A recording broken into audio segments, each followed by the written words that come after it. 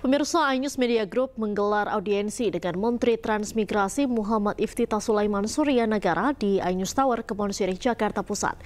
Pertemuan ini jadi langkah awal sinergi antara iNews Media Group dan Kementerian Transmigrasi untuk suarakan narasi baru tentang transmigrasi.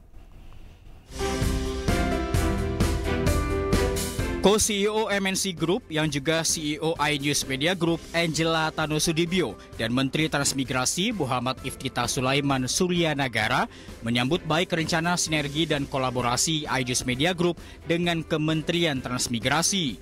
Dalam audiensi yang digelar di gedung iNews Tower Kebon Sirih, Jakarta Pusat, kedua instansi ini akan menjajaki peluang kolaborasi strategis terkait perkembangan transmigrasi di era modern. Pada kesempatan ini, Menteri Transmigrasi Muhammad Iftithar Sulaiman menyampaikan gagasan baru soal transmigrasi yang tidak lagi fokus memindahkan penduduk, namun mengembangkan kawasan baru ekonomi yang terintegrasi.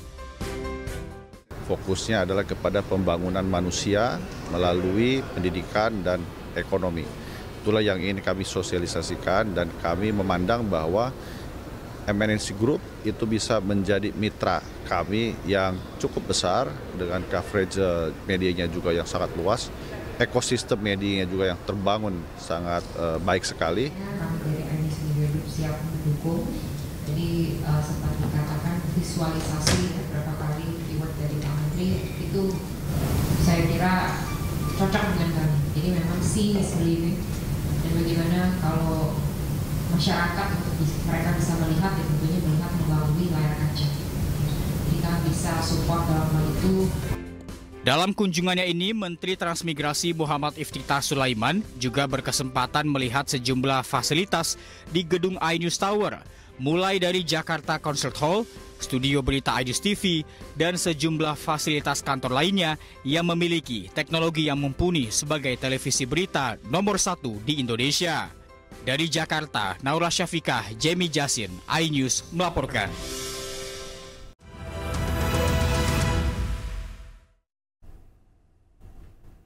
Anda kembali di iNews Sore pemirsa. Ratusan rumah di Brebes, Jawa Tengah rusak akibat tanah bergerak. Sejumlah warga pun mengungsi untuk mengantisipasi potensi bencana susulan.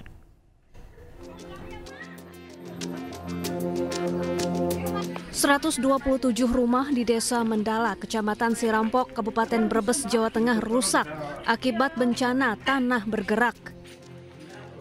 Sebagian besar rumah warga mengalami retak pada dinding dan lantai.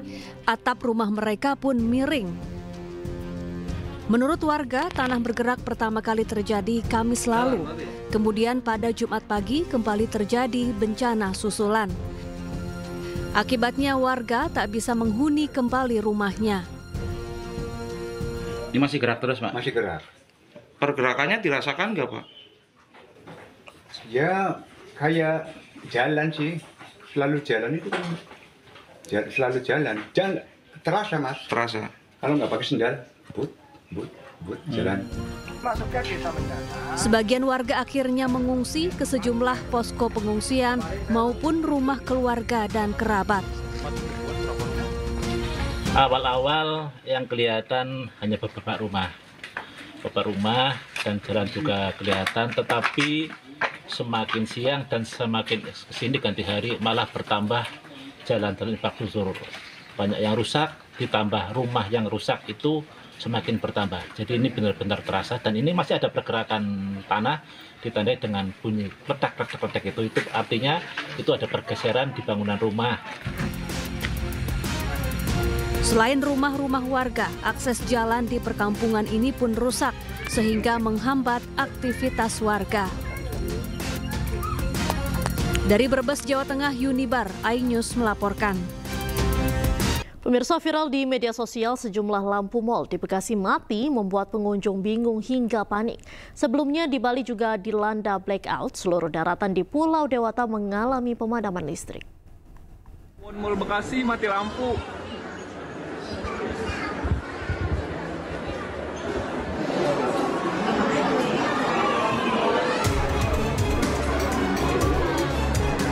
Sebuah video viral memperlihatkan sejumlah mal di Bekasi mengalami mati listrik atau mati lampu pada Sabtu sore. Situasi di dalam mal seperti area food court, bioskop, lobi, dan beberapa tenan gelap gulita akibat mati lampu. Sejumlah pengunjung dibuat bingung hingga panik karena listrik padam cukup lama. Listrik diinfokan padam sejak pukul 5 sore dan berlangsung selama 3 jam. Pihak PLN meminta maaf atas peristiwa ini dan sudah memastikan listrik kembali menyala sekitar pukul 7:30 malam. PLN menyebut pemadaman listrik akibat ada gangguan pada sistem jaringan tegangan tinggi 150 kV yang berdampak pada pasokan listrik di wilayah Bekasi.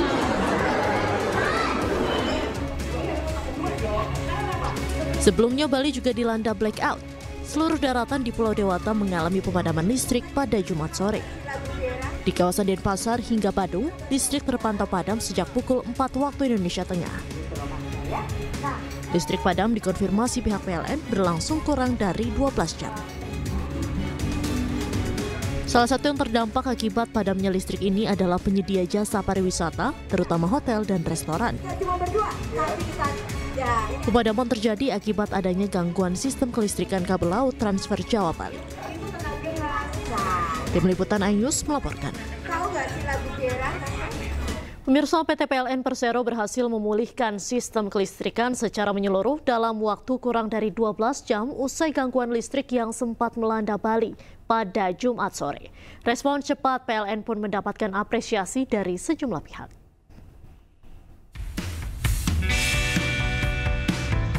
Usai sempat mengalami gangguan kelistrikan pada Jumat sore, PT PLN Persero berhasil memulihkan sistem kelistrikan secara menyeluruh di Bali dalam waktu kurang dari 12 jam. Langkah cepat dari PLN pun mendapat apresiasi dari berbagai pihak, khususnya penyelenggara layanan publik seperti rumah sakit dan bandara. Rumah sakit itu, jadi karena kami tahu rumah sakitnya mungkin ada beberapa tempat, apakah bandara atau apa, jadi mendapat prioritas. Dan prioritas ini betul.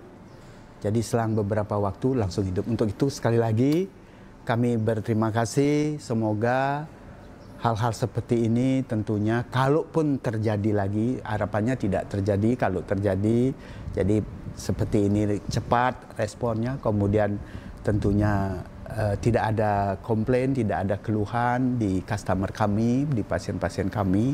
Peralatan kami normal semuanya.